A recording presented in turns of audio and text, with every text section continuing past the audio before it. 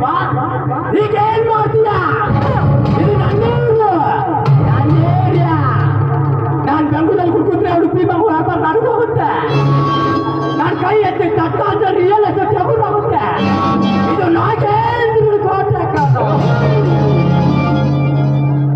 ಯಾವ ಯೂನಿಫಾರ್ಮ್ ಹಾಕೊಂಡು ಕೊಪ್ಪಲಿಂದ ನಾವು ಅವಮಾನ ಮಾಡಿದ್ಯೋ ಅದೇ ಯೂನಿಫಾರ್ಮ್ ಬಿಚ್ಚಿ ಬಟ್ಟೆ ಬರೆಯಿದ್ದು ನಿನ್ನ ಓಡಿಸ್ತೇನೆ. ಇನ್ನು ಮುಂದೆ ನಾನು ಹುಡುಗರಿನಿಂದ ಕಣ್ಣಲ್ಲಿ ಬೆರ ಆಡುತ್ತಾನೆ ಇರ್ತಾರೆ. ಯಾಕಪ್ಪ ಈ ಊರಿಗೆ ಬಂದೆ? ಯಾಕಪ್ಪ ನಾಗೇಂದ್ರನ್ನ ಎದುರಕೊಂಡೆ ಅಂತ ಪ್ರತಿದಿನ ಪ್ರತಿ ಕ್ಷಣ ಮಾತಾಡ್ಬೇಕು. ಈ ಚಿತ್ರ ಹಿಂಸೆಯಿಂದ ಬರಬೇಕು. ನಾನು ನನ್ನನ್ನು ಮಗನ ಜಾತಿ ಹೋಲುತ್ತಿದ್ದೀಯಾ? ನಾನು ಎಂತವನು?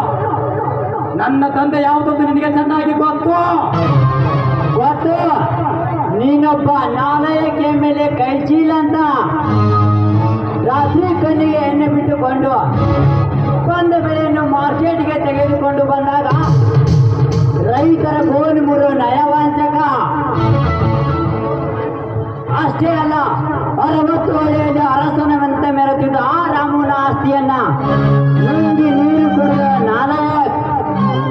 ರೈತರ ಖರೀದಿ ಮಾಲನ್ನು ಬೇರೊಂದು ದೇಶಕ್ಕೆ ಮಾರಿಕೊಂಡು ತಿನ್ನುವ ಬಾಂಡ ಸೂಳೆ ಮಗ ಎನ್ನುವುದು ಗೊತ್ತು. ಕಂಡವರ ಮನೆಗೆ ಕಣ್ಣು ಹಾಕುವ ತೊಡಗಬೇಕೆನಂತವನು ಎನ್ನುವುದು ಗೊತ್ತು.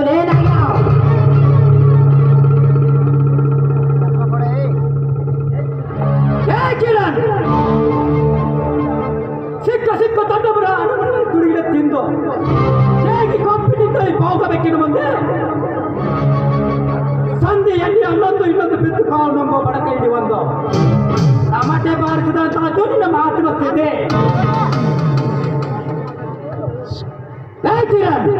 ಈ ಜಗದಲ್ಲಿ ನ್ಯಾಯ ನೀತಿ ಧರ್ಮ ಎಂಬ ಸಲಹೆ ಬತ್ತು ಹೋಗಿರುವಾಗ